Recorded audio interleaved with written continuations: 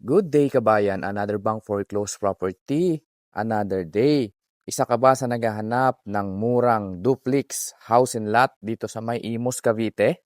Dahil sa mahal na po ng presyo ng mga gasolina ngayon, itong bank foreclosed property lang ang hindi nagmahal at old price po ito. Ito po ay located dito sa may Camellia, Bukandala in Imus, Cavite, no? Napakalapit lang nito sa may City Hall ng Imus, Cavite, no? Kaya napakaganda ng location ng property na to. At isa sa maganda rito, hindi pa ito natirahan, duplex house and lot, bank foreclosed. Ang presyo po nito is 2,100,000 pesos lang. Wala na po itong bidding.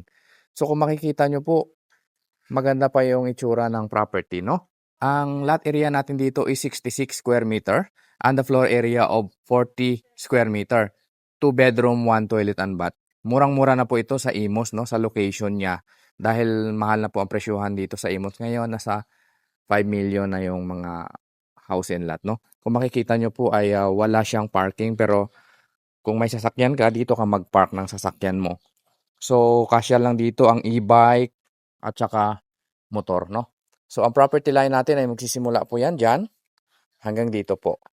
Yan. So ito po ay bank foreclosed as is where is. Kung ano po yung itsura ng bahay, ito na po ang turn over sa inyo, no? At isa sa maganda rito yung location niya. Hindi lang basta bahay yung bibilin mo dito, kundi yung location ng property. So dito tayo daan sa likod. Ayan. Masikip po ito, kaya sinasabi ko sa inyo, e-bike or motor ang pwede dito, no? Hindi pwede ang sasakyan. Pero ang kagandahan dito, malaki yung likuran ng bahay.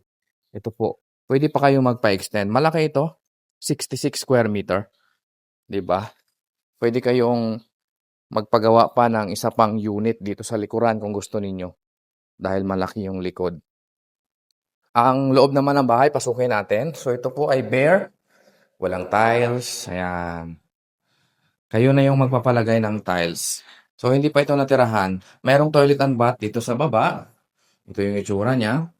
Maayos pa. Since bank foreclosed as is where is, kayo na yung bahala magpaganda, okay? Ayan, ganyan po yung itsura niya. Maganda ang location nito, Imo, sa Bukandala lang. Malapit sa Manila. Akyatin natin ang second floor, yung hagdanan natin dito hanggang kalahati semento, yung kalahati kahoy. Yan. Diba? Sumura na to sa presyo niya na 2,100,000 pesos, no?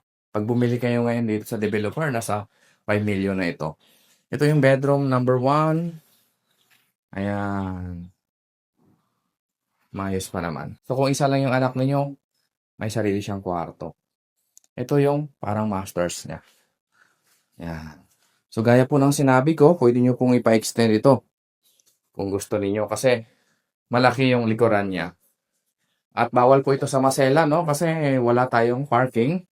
Motorsiklo lang yung kasya sa parking. Pero kung may sasakyan kayo, pwede po doon sa tapat ninyo mag-park.